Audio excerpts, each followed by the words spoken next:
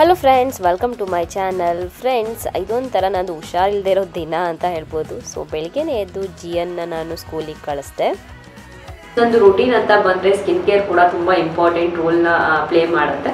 So ಯಾಕೆಂದರೆ ನಮಗೆ ಈ ವಿಂಟರಲ್ಲಿ ನನ್ನ ಸ್ಕಿನ್ ತುಂಬ ಡ್ರೈ ಆಗುತ್ತೆ. ನನ್ನ ಸ್ಕಿನ್ ಆಲ್ರೆಡಿ ಡ್ರೈ ಇದೆ. ಸೊ ಅದಕ್ಕೆ ನಾನು ಒಂದು ವಿಟಮಿನ್ ಸಿ ಸೆರಮ್ನ ಅಪ್ಲೈ ಮಾಡೋದ್ರಿಂದ ನನ್ನ ಸ್ಕಿನ್ ಕೂಡ ಥ್ಯಾಂಕ್ ಯು ಹೇಳುತ್ತೆ. ಯಾಕೆಂದರೆ ನನ್ನ ಸ್ಕಿನ್ ಕೂಡ ಹೈಡ್ರೇಟ್ ಆಗುತ್ತೆ, ನನ್ನ ಸ್ಕಿನ್ ಕೂಡ ತುಂಬ ಚೆನ್ನಾಗಿ ಫೀಲ್ ಮಾಡುತ್ತೆ. ಸೊ ಅದಕ್ಕೆ ನಾನೇನು ಮಾಡ್ತೀನಿ, ನನ್ನ ಸ್ಕಿನ್ ಕೇರ್ ರೂಟೀನ್ನ ಎಲಿವೇಟ್ ಮಾಡೋದಕ್ಕೆ ಡರ್ಮಾಕೋಸ್ 15% ವಿಟಮಿನ್ ಸಿ ಸೆರಮ್ನ ಯೂಸ್ ಮಾಡ್ತೀನಿ. ಮುಖ ತೊಳೆದಾದ್ಮೇಲೆ ನಾನು ಯೂಸ್ ಮಾಡ್ತೀನಿ 15% vitamin C face serum by Dermaco. So ಏನಿಲ್ಲ, 3 to 5 drops of vitamin C serum ಏನಿದೆ ಅದು ನೀವು ಎಂಟೈರ್ ಫೇಸ್ ಮತ್ತು ನೆಕ್ಗೆ ಅಪ್ಲೈ ಮಾಡಿ ಅಪ್ವರ್ಡ್ ಸರ್ಕ್ಯುಲರ್ ಮೋಷನಲ್ಲಿ ಮಸಾಜ್ ಮಾಡಿ ಕಂಪ್ಲೀಟ್ ಆಗಿ ಅದು ಅಬ್ಸರ್ವ್ ಆಗೋವರೆಗೆ. ಇದು ಡಾರ್ಕ್ ಸ್ಪಾಟ್ಸ್ನ ರೆಡ್ಯೂಸ್ ಮಾಡುತ್ತೆ, ರೇಡಿಯಂಟ್ ಗ್ಲೋ ಸ್ಕಿನ್ ಸಿಗುತ್ತೆ, ಈವನ್ ಟೋನ್ ಸ್ಕಿನ್ ಸಿಗುತ್ತೆ. ಹಾಗೆಯೇ ಇದರಲ್ಲಿ ಕಾನ್ಸಂಟ್ರೇಷನ್ ಆಫ್ 15% ವಿಟಮಿನ್ ಸಿ ಇದೆ, 5% ನಿಯಾಸಿನಮೈಡ್ ಇದೆ. ಇದು ಹೈಲಿ ಎಫೆಕ್ಟಿವ್ ಅಂತ ಹೇಳ್ಬೋದು ನಿಮ್ಮ ಸ್ಕಿನ್ಗೆ. It light weight, non greasy, ನಿಮ್ಮ ಸ್ಕಿನ್ನ ಓವರ್ ಆಲ್ ಕಾಂಪ್ಲೆಕ್ಷನ್ ಏನಿದೆ ಅದನ್ನ ಎನ್ಹಾನ್ಸ್ ಮಾಡೋದಕ್ಕೆ ಹೆಲ್ಪ್ ಮಾಡುತ್ತೆ. ಸೊ ನಿಮ್ಮ ಸ್ಕಿನ್ ಟೈಪ್ ಯಾವುದೇ ಆಗಿದ್ರು ಸೊ ಇದು ಡಿಸೈನ್ ಬೈ ಡರ್ಮಟಾಲಜಿಸ್ಟ್ ಅಂತ ಹೇಳ್ಬೋದು.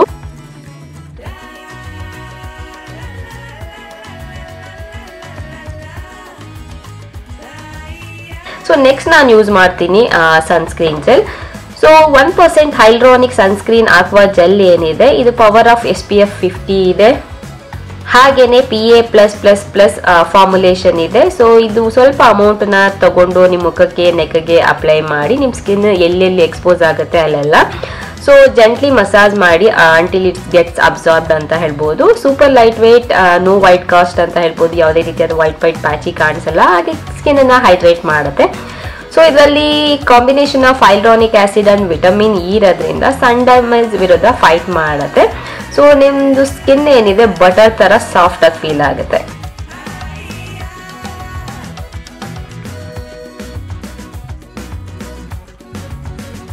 ಫ್ರೆಂಡ್ಸ್, ನೋಡಿದ್ರಲ್ವಾ? ಸೊ ಈ ವಿಂಟರಲ್ಲಿ ನನಗೆ ಇದು 2 ಪ್ರಾಡಕ್ಟ್ಸು ಕೂಡ ನನ್ನ ಸ್ಕಿನ್ ಕೇರಲ್ಲಿ ತುಂಬ ಹೆಲ್ಪ್ ಮಾಡ್ತಿದೆ ಅಂತ ಹೇಳ್ಬೋದು. ಸೊ ನಾನು ಲಿಂಕ್ ಬೇಕಾದ್ರೆ ಡಿಸ್ಕ್ರಿಪ್ಷನಲ್ಲಿ ಹಾಕಿರ್ತೀನಿ, ಚೆಕ್ ಮಾಡಿ. ಹಾಗೆ ನಂದು ಕೂಪನ್ ಕೋಡ್ ಇದೆ, ಅದನ್ನು ಯೂಸ್ ಮಾಡಿದ್ರೆ ನಿಮಗೆ ಎಕ್ಸ್ಟ್ರಾ ಡಿಸ್ಕೌಂಟ್ ಕೂಡ ಸಿಗುತ್ತೆ. ನಿಮ್ಮ ಡಲ್ ಸ್ಕಿನ್ಗೆ ಗುಡ್ ಬೈ ಹೇಳಿ, ಕ್ಲಿಯರ್ ಅಂಡ್ ರೇಡಿಯಂಟ್ ಸ್ಕಿನ್ಗೆ ಹಲೋ ಹೇಳಿ ವಿತ್ ಡರ್ಮಕೋ ಪ್ರಾಡಕ್ಟ್ಸ್ ಮೂಲಕ. ಡರ್ಮಕೋದು ನನಗೆ ಇನ್ನೊಂದು ತುಂಬ ಇಷ್ಟ ಆಗೋದು ಏನಂದ್ರೆ ಯಂಗ್ ಸೈಂಟಿಸ್ಟ್ ಇನಿಷಿಯೇಟಿವ್ ಮೂಲಕ ಆಲ್ಮೋಸ್ಟ್ 20,000+ ಸ್ಟೂಡೆಂಟ್ಸ್ಗೆ ಅವರು ಎಂಪವರ್ಡ್ ಮಾಡಿದ್ದಾರೆ. ಎವ್ರಿ ಟೈಮ್ ನೀವು ಪರ್ಚೇಸ್ ಮಾಡಿದಾಗ ನಿಮ್ಮ ಆರ್ಡರ್ನ ಅವರು ಚೈಲ್ಡ್ಗೆ ಲಿಂಕ್ ಮಾಡ್ತಾರೆ. ಇದರಿಂದ ಆ ಚೈಲ್ಡ್ಗೆ ಎಜುಕೇಶನ್ಗೆ ತುಂಬಾ ಹೆಲ್ಪ್ ಆಗುತ್ತೆ ಅಂತ ಹೇಳ್ಬೋದು, ಅಲಾಂಗ್ ವಿತ್ ಭೂಮಿ. ಸೊ ಟ್ರೈ ಮಾಡಿ ನೋಡಿ. ನನ್ನ ಪ್ರಕಾರ ಇದೊಂದು ಒಳ್ಳೆ ಇನಿಷಿಯೇಟಿವ್ ಅಂತ ಹೇಳ್ತೀನಿ. ಯಾರು ಮಕ್ಕಳಿಗೆ ಎಜುಕೇಶನ್ಗೆ ತುಂಬಾ ಹೆಲ್ಪ್ ಆಗುತ್ತೆ. ಸೊ ನಮ್ಮ ಪ್ರಾಡಕ್ಟ್ ಡೀಟೇಲ್ಸ್ ಎಲ್ಲ ಡಿಸ್ಕ್ರಿಪ್ಷನಲ್ಲಿ ಹಾಕಿರ್ತೀನಿ.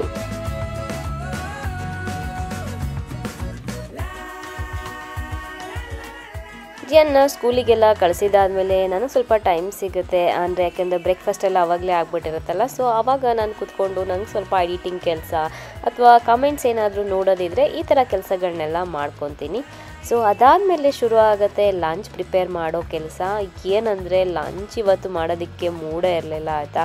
ಸೊ ಯಾಕೆಂದರೆ ಮೊದಲೇ ಹುಷಾರಿರಲಿಲ್ಲ ಮತ್ತು ಸ್ವಲ್ಪ ಸುಸ್ತಾಗ್ತಾಯಿತ್ತು. ಅದ್ರ ಮಧ್ಯೆ ಏನಪ್ಪ ಮಾಡೋದು ಅಂದ್ಕೊಂಡೇ ಮಾಡ್ತಾಯಿದ್ದೆ. ಸೊ ಸರಿ, ಜಾಸ್ತಿ ಏನು ಮಾಡೋಕ್ಕಾಗಲ್ಲ ಅಂದ್ಬಿಟ್ಟು ಪುಳಿಯೋಗರೆ ಮಾಡೋಣ ಅಂದ್ಬಿಟ್ಟು ಸೊ ಪುಳಿಯೋಗರೆನೇ ಈಸಿ ಅನಿಸ್ತು ಅದಕ್ಕೆ. ಆಮೇಲೆ ಇನ್ನೊಂದು ಏನಂದರೆ, ನನಗೆ ಹುಷಾರಿಲ್ಲದೆ ಇದ್ದಾಗ ನಾನು ಏನು ಆರಾಮಾಗಿ ಬಟ್ಟೆ ಎಲ್ಲ ಹಾಕ್ಕೊಂಡಿರಲ್ಲ. ಸೊ ಈ ಥರ ಯಾವುದೋ ಬಟ್ಟೆ ಹಾಕ್ಕೊಂಡು ಹಿಂಗೆ ಇರ್ತೀನಿ ನಾನು. ಎಲ್ಲರೂ ಅಷ್ಟೇ, ಯಾರಿಗಾದ್ರೂ ಅವ್ರು ಸ್ವಲ್ಪ ಹುಷಾರು ತಪ್ಪಿದ್ರೆ ಹಿಂಗೆ ಇರ್ತೀವಿ ಮನೇಲಿ, ಏನಪ್ಪ ಇವರೇನಾ ಅನಿಸ್ಬೇಕು ಅವರು. ಸೊ ಆ ಥರ ಕಾಣಿಸ್ತಿರ್ತೀವಿ. ನೀವೆಲ್ಲ ಹಾಗೆ ಕಮೆಂಟ್ ಮಾಡಿ ಹೇಳಿ, ಹುಷಾರಿಲ್ಲದೆ ಇರ್ಬೇಕಾದ್ರೆ ಚೆನ್ನಾಗಿ ರೆಡಿ ಆಗ್ತೀರಾ, ಇಲ್ಲ ಈ ಥರ ನಂತರ ಹೇಗೋ ಡ್ರೆಸ್ ಮಾಡಿಕೊಂಡು ನೈಟ್ ವೇರಲ್ಲಿ ಹಿಂಗೆ ಇರ್ತೀರಾ? ನಂದೇನು ಗೊತ್ತಾ, ಬೇರೆ ಏನು ಬಂದರೂ ನಾನು ತಡ್ಕೊಂಡ್ಬಿಡ್ತೀನಿ. ಕೋಲ್ಡ್ ಮಾತ್ರ ನನಗೆ ಸಿಕ್ಕಾಪಟ್ಟೆ ಕಷ್ಟ. ನಾನು ಚಿಕ್ಕವಳಾಗಿದ್ದಾಗಿಂದನೂ ಅಷ್ಟೇ, ಕೋಲ್ಡ್ ಬಂದ್ರೇ ನಾನು ಮಲಗಿಬಿಡ್ತೀನಿ ಜಾಸ್ತಿ ದಿನ. ಸೊ ಈ ಥರ ನನಗೆ ತುಂಬ ಆಗಿದೆ.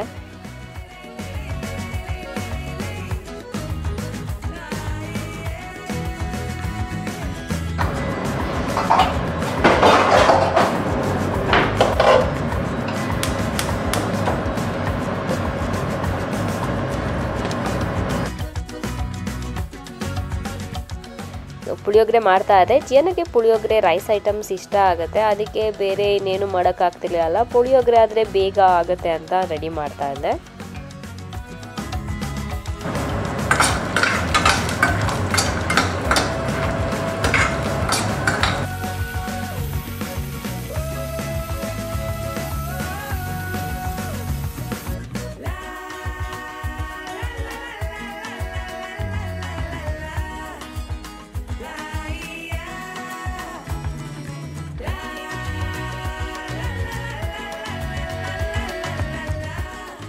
ಎಲ್ಲ ರೆಡಿ ಮಾಡಿ ಸ್ವಲ್ಪ ಕೂತ್ಕೊಳ್ಳೋಷ್ಟರಲ್ಲಿ ಸರ್ ಬರ್ತಾರೆ. ಸೊ ನೋಡಿ ಅಲ್ಲಿಂದನೇ ಕುಣ್ಕೊಂಡು ಬರುತ್ತೆ, ಏನು ಮಾಡಿದ್ಯಾ ಅಂತ. ಪಪ್ಪಗೆ ಕಾರ್ ಹತ್ತಬೇಕಾದ್ರೇ ಕೇಳ್ತಾನೆ ಮತ್ತೆ ಮಮ್ಮ ಏನು ಪ್ರಿಪೇರ್ ಮಾಡಿರುತ್ತೆ ಲಂಚ್ಗೆ ಅಂತ. ಸೊ ಈ ಥರ ಇದೆ ಇವಾಗ. ಆಮೇಲೆ ನಾನು ಬಂದಿದ್ದ ತಕ್ಷಣ ಸ್ಕೂಲಲ್ಲಿ ಏನು ಮಾಡಿದೆ, ಖುಷಿ ಆಯ್ತಾ, ಆಟ ಆಡಿದ್ಯಾ ಅಂತ ಈ ಥರ ಎಲ್ಲ ಕೇಳ್ತೀನಿ. ಅವಾಗ ಅವ್ನು ಹೇಳ್ತಾನೆ ಕ್ಯೂಟಾಗಿ ಅದು ಮಾಡಿದೆ ಇದು ಮಾಡಿದೆ, ಇಲ್ಲ ಕಲರಿಂಗ್ ಮಾಡಿದೆ, ರೈಮ್ಸ್ ಹೇಳಿದೆ, ಸ್ಟೋರಿ ಹೇಳಿದೆ ಅಂತ. ಅದೆಲ್ಲ ಕೇಳೋಕ್ಕೊಂಥರ ಚೆನ್ನಾಗಿರುತ್ತೆ. ಸೊ ಬಂದಿದ್ದ ತಕ್ಷಣ ಅವನಿಗೆ ಡ್ರೆಸ್ ಎಲ್ಲ ಚೇಂಜ್ ಮಾಡಿಸಿ ಸ್ವಲ್ಪ ಹೊತ್ತು ಆದಮೇಲೆ ನಾನು ಲಂಚ್ ಹಾಕ್ಕೊಡ್ತೀನಿ. ಯಾಕೆಂದರೆ ಅವನಿಗೆ ಸ್ವಲ್ಪನೇ ತಿನ್ಕೊಂಡು ಹೋಗಿರ್ತಾನೆ, ಅಲ್ಲೇನು ಜಾಸ್ತಿ ತಿಂದಿರಲ್ಲ, ಸ್ನ್ಯಾಕ್ಸ್ ಬಾಕ್ಸ್ ಥರ ಕಳಿಸಿರ್ತೀನಲ್ಲ ಅದರಲ್ಲಿ. ಸೊ ಆಮೇಲೆ ನನಗೂ ಹೊಟ್ಟೆ ಹಸಿತಾ ಇರುತ್ತೆ. ಸೊ ಅದಕ್ಕೆ ಬೇಗನೆ ಲಂಚ್ ಮಾಡಿಬಿಡ್ತೀವಿ ನಾವು ಅವ್ನು ಬಂದಿದ್ದ ತಕ್ಷಣ.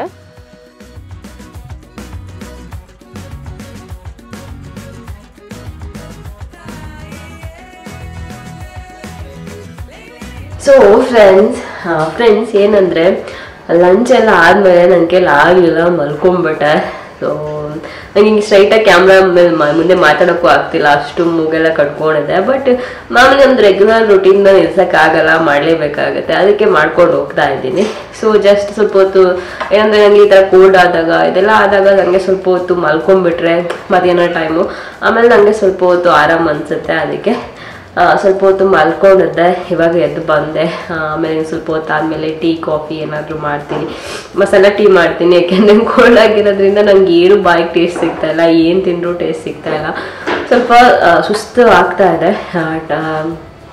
ಅದು ಮಾಮೂಲಿ ವೈರಲ್ ಥರ ಆಗಿರುತ್ತಲ್ಲ, ಅದಕ್ಕೆ ಸುಸ್ತು ಆಗ್ತಾಯಿದೆ. ಬಟ್ ವರ್ಕೌಟ್ ಕೂಡ ಮಿಸ್ ಮಾಡ್ತಿಲ್ಲ ನಾನು. ನಿನ್ನೆ ಹೋಗಿದ್ದೆ, ಯಾಕೆಂದರೆ ಆಲ್ಮೋಸ್ಟ್ 4 days ಫ್ರೈಡೇ ಆದಮೇಲೆ ಸ್ಯಾಟರ್ಡೇ, ಸಂಡೇ, ಮಂಡೇ, ಟ್ಯೂಸ್ಡೇ ಇರಲಿಲ್ಲ. ಸೊ ಅದಕ್ಕೆ ನಿನ್ನೆ ಜುಂಬಾ ಕ್ಲಾಸ್ಗೆ ಹೋಗಿದ್ದೆ, ಲೈಟಾಗಿ ಮಾಡಿದೆ. ಸೊ ಇವತ್ತು ಹೋಗ್ಬೇಕು ಅಂದ್ಕೊಂಡಿದ್ದೀನಿ. ಇವತ್ತು ಸ್ಟ್ರೆಂತ್ ಟ್ರೈನಿಂಗ್ ಇದೆ, ಸುಮ್ಮನೆ ಲೈಟಾಗಿ ಒಂದು ಸ್ವಲ್ಪ ಅಟ್ಲೀಸ್ಟ್ ಒಂದು 3-4 ಎಕ್ಸಸೈಸ್ ಆದರೂ ಮಾಡಿಬಿಟ್ಟು ಬರೋಣ ಅಂತ. ಇಲ್ಲಾಂದರೆ ಅದು ಹಂಗೆ ಆಗ್ಬಿಡುತ್ತೆ. ಸಕ್ಕತ್ತಪ್ಪ ಒಂದೊಂದ್ಸರಿ ಅನಿಸುತ್ತೆ ಯಾಕಾದರೂ ಆಗುತ್ತಪ್ಪ ಕೋಲ್ಡ್ ಅಂತ. ತುಂಬ ಜನ ಬರ್ದಿರಿ ನಾನು ಸಂಕ್ರಾಂತಿ ಬ್ಲಾಗ್ ಹಾಕಿದಾಗ ರಮ್ಯ ನಮಗೂ ಕೋಲ್ಡ್ ಆಗಿದೆ ಅಂತ. ಸೊ ನಾವು ಹಬ್ಬ ಮಾಡಬೇಕಾದ್ರೇ ಕೋಲ್ಡ್ ಆಗೋಯ್ತು, ಇಲ್ಲ ಹಬ್ಬ ಕ್ಲೀನ್ ಮಾಡಬೇಕಾದ್ರೇ ಕೋಲ್ಡ್ ಆಗೋಯ್ತು ಅಂತ.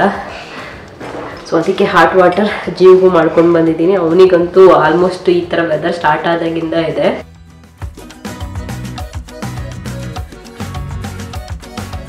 ಸೊ ಇನ್ನು ದೊಡ್ಡ ಮಕ್ಕಳಿಗೆಲ್ಲ ಎಕ್ಸಾಮ್ಸ್ ಎಲ್ಲ ಸ್ಟಾರ್ಟ್ ಆಗ್ತಿರ್ಬೇಕು. GNಗೇನು ಎಕ್ಸಾಮ್ಸ್ ಎಲ್ಲ ಇರಲ್ಲ ಫಸ್ಟ್ ಸ್ಟ್ಯಾಂಡರ್ಡ್ವರೆಗೆ. ಸೊ ಅವನಿನ್ನ ಆ ಟೆನ್ಷನ್ ಸದ್ಯಕ್ಕಿಲ್ಲ, ನೆಕ್ಸ್ಟ್ ಸ್ಟಾರ್ಟ್ ಆಗುತ್ತೆ. ಸೊ ನಿಮಗೆ ಮಕ್ಕಳು ಯಾರು ದೊಡ್ಡ ಮಕ್ಳು ಇರ್ತಾರೆ ಅವ್ರಿಗೆಲ್ಲ ಎಕ್ಸಾಮ್ ಸ್ಟಾರ್ಟ್ ಆಗಿರುತ್ತೆ.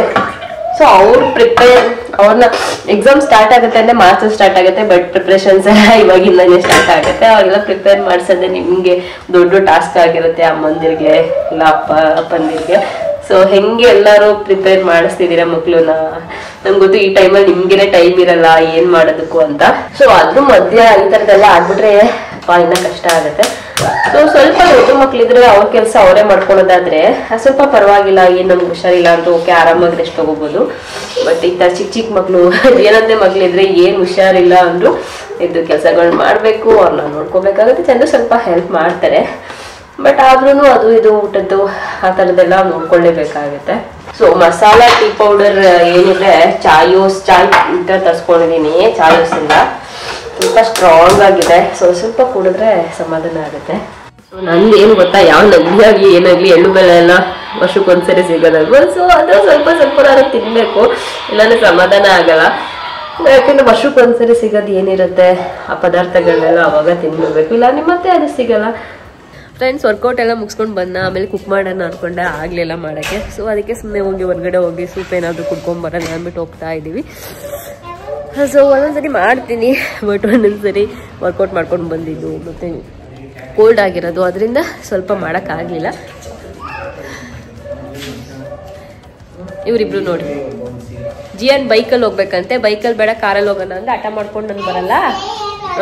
ಕೇಳಿಸ್ತಾ ಇದೆಯಾ? ಅವ್ನು ಇಲ್ಲೇ ಇರ್ತಾನಂತೆ. ಎಷ್ಟು ಆಟ ಗೊತ್ತಾ ಇವಾಗ. Friends welcome back. So vlog ನೋಡ್ತಾ ಇದ್ರಿ ನಿನ್ನೆ ಎಲ್ಲ. ಸೊ ನಾವು ಡಿನ್ನರ್ಗೆ ಹೋದ್ವಿ. ಡಿನ್ನರ್ ಮೀನ್ಸ್ ಸೂಪ್ ಕುಡ್ಕೊಂಬರೋಣ ಅಂತ ಹೋದ್ವಿ. ಅದಾದಮೇಲೆ ಬಂದು ಮಲ್ಕೊಂಡ್ಬಿಟ್ಟೆ, ನಂಗೆ ಆಗಲಿಲ್ಲ. ಸೊ ಇವತ್ತು ವ್ಲಾಗ್ ಎಂಡ್ ಮಾಡಬೇಕು. ಇವತ್ತು ಕೂಡ ನನಗೆಲ್ಲ ಆಗ್ತಿಲ್ಲ, ಬಟ್ ಏನು ಮಾಡೋಕ್ಕಾಗಲ್ಲ, ಮಾಡ್ತಿದ್ದೀನಿ ವ್ಲಾಗು. ಸುಮ್ಮನೆ ಹಾಗೆ ಮಲ್ಕೊಂಡ್ಬಿಟ್ರೆ ಸೋಮವಾರ ಆಗ್ಬಿಡ್ತೀನಿ ಅದಕ್ಕೆ. ಬಟ್ ಈ ವ್ಲಾಗ್ ಎಂಡ್ ಮಾಡಿಬಿಟ್ಟು ಆಮೇಲೆ ಸ್ವಲ್ಪ ಹೊತ್ತು ರೆಸ್ಟ್ ಮಾಡೋಣ ಅಂತ.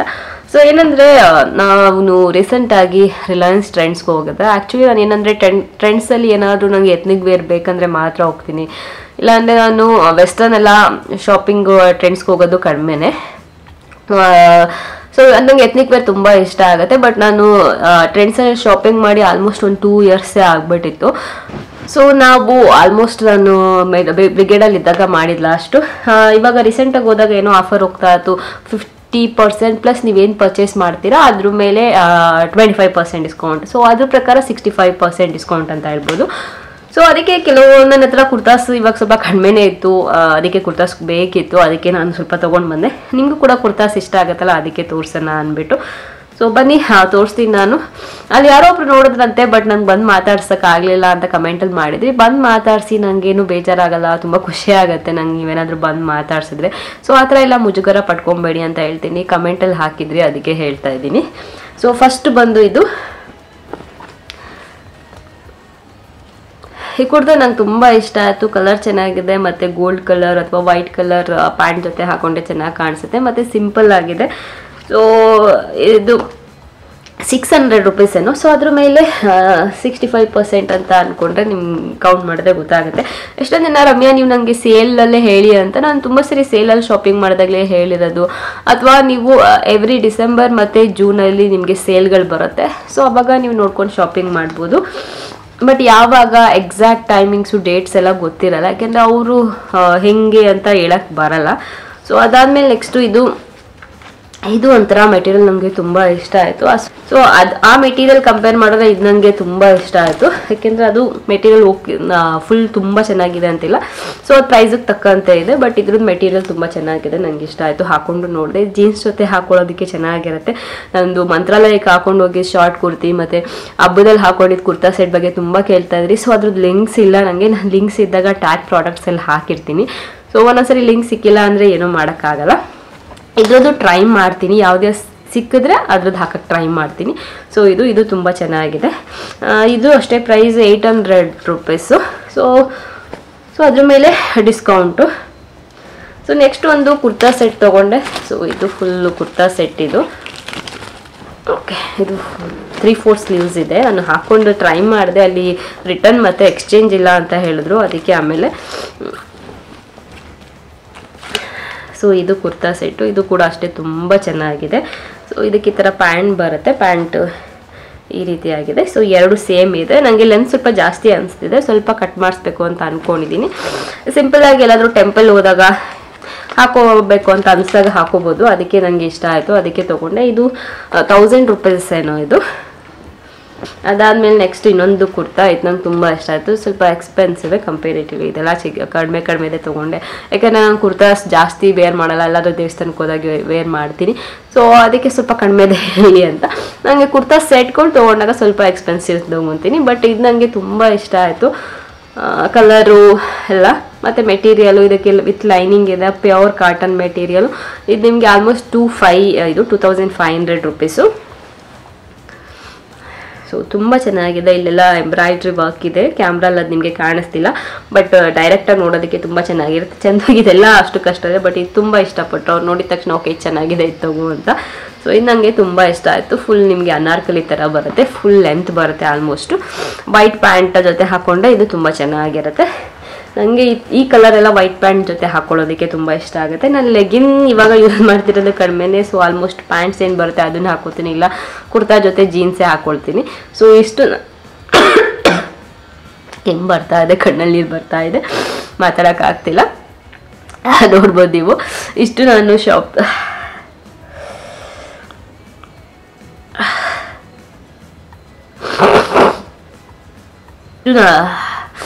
ಇಷ್ಟು ನಾನು ಶಾಪಿಂಗ್ ಮಾಡಿದ್ದು. ಸೊ ಫ್ರೆಂಡ್ಸ್, ಹಾಗೆಯೇ ಕೆಲವೊಬ್ಬರು ಕ್ವೆಶನ್ಸ್ ಏನಾದರೂ ಇದ್ದಾಗ ಸುಮ್ಮನೆ ಕಮೆಂಟ್ಸಲ್ಲಿ ಕೆಲವೊಬ್ರಿಗೆ ಏನೇನೋ ಕೇಳ್ತಿರ್ತೀರ. ಸೊ ನಂಗೆ ಏನಂದರೆ ಜಾಸ್ತಿ ಈ ಥರ ಫ್ಯಾಮಿಲಿ ಡ್ರಾಮಾಸು ಆ ಥರದ್ದೆಲ್ಲ ನನಗೆ ಸಣ್ಣ ಪುಟ್ಟ ಏನಾದರೂ ಲೈಫಲ್ಲಿ ಫ್ಯಾಮಿಲಿ ಜೊತೆ ಆಗಿರ್ಬೋದು, ಬೇರೆಯವ್ರ ಜೊತೆ ಆಗಿರ್ಬೋದು, ಏನಾದರೂ ಆಗ್ತಿರುತ್ತೆ. ಸೊ ಅದು ಮತ್ತೆ ಸರಿ ಹೋಗುತ್ತೆ. ಆ ಥರ ಫ್ಯಾಮಿಲಿದೆಲ್ಲ ಸರಿ ಹೋಗೋದನ್ನೆಲ್ಲ ಇಟ್ಕೊಂಡು ಮತ್ತೆ ಒಂದು ವೀಡಿಯೋಗೋಸ್ಕರ ಯೂಟ್ಯೂಬಲ್ಲೆಲ್ಲ ಹೇಳ್ಕೊಂಡು ನಂಗೆ ಅದು ಇಷ್ಟ ಆಗಲ್ಲ. ಕೆಲವೊಬ್ಬೊಬ್ರು ಏನೋ ನಾನು ಕ್ವೆಶನ್ಸ್ ಕೇಳ್ತಾನೆ ಇರ್ತೀರ, ಅವ್ರಿಗೆ ಎಷ್ಟು ಆನ್ಸರ್ ಮಾಡಿದ್ರು ಸಾಕಾಗಲ್ಲ. ಸೊ ಅದಕ್ಕೆ ನಾನು ಎಷ್ಟೊಂದು ಸರಿ ಹೇಳ್ತಾ ಇರ್ತೀನಿ ನನಗೆ ಫ್ಯಾಮಿಲಿ ಡ್ರಾಮಾ ಎಲ್ಲ ಇದೆಲ್ಲ ಇಷ್ಟ ಆಗಲ್ಲ ಅಂತ. ಸೊ ಅದಕ್ಕೆ ಮತ್ತೆ ಹೇಳ್ತಾ ಇದ್ದೀನಿ. ಸೊ ಅಷ್ಟೇ ಇವತ್ತಿನ ವ್ಲಾಗ್ ಒಂದು ಚಿಕ್ಕ ವ್ಲಾಗು. ನಾನು ಹುಷಾರಿರಲಿಲ್ಲ, ಬಟ್ ಆದ್ರೂ ಓಕೆ ನಾನು ಮಾಡಬೇಕು ವ್ಲಾಗು, ನಾನು ಅದು ಬಿಡಬಾರ್ದು. ಯಾಕೆಂದರೆ ಕನ್ಸಿಸ್ಟೆನ್ಸಿ ಒಂದ್ಸರಿ ಬಿಟ್ಟರೆ ಅದು ಮತ್ತೆ ವಾಪಸ್ ಬರೋಕ್ಕೆ ತುಂಬ ಕಷ್ಟ ಆಗುತ್ತೆ. ನಾನು ಅದು ಎಕ್ಸ್ಪೀರಿಯನ್ಸ್ ಮಾಡಿದ್ದೀನಿ. ಒಂದ್ಸರಿ ಓಕೆ ಹುಷಾರಿಲ್ಲ ರೆಸ್ಟ್ ತೊಗೊಂಬಿಡೋಣ ಅಂತ ಒಂದ್ಸರಿ ತೊಗೊಂಬಿಟ್ಟಾಗ ನಂಗೆ ಮತ್ತೆ ವಾಪಸ್ ಬರೋಕ್ಕೆ ತುಂಬ ಕಷ್ಟ ಆಗುತ್ತೆ. ಅದಕ್ಕೆ ಈ ಸರಿ ಪರವಾಗಿಲ್ಲ, ಎಷ್ಟೇ ಕಷ್ಟ ಆದರೂ ಕನ್ಸಿಸ್ಟೆನ್ಸಿ ಬಿಡೋದು ಬೇಡ ಅಂದ್ಬಿಟ್ಟು ಮಾಡಿದೆ. ಹಾಗೆ ವರ್ಕೌಟ್ ಕೂಡ ಅಷ್ಟೇ, ಕಷ್ಟ ಆದ್ರೂ ಸ್ವಲ್ಪ ಹೋಗಿ ಮಾಡ್ತಾ ಇದ್ದೀನಿ. ಸೊ ಇಷ್ಟು ಇವತ್ತಿನ ವ್ಲಾಗು. ನಾನು ಮತ್ತೆ ಮುಂದಿನ ವ್ಲಾಗಲ್ಲಿ ಸಿಗ್ತೀನಿ. ಅಲ್ಲಿವರೆಗೂ ನಮಸ್ಕಾರ.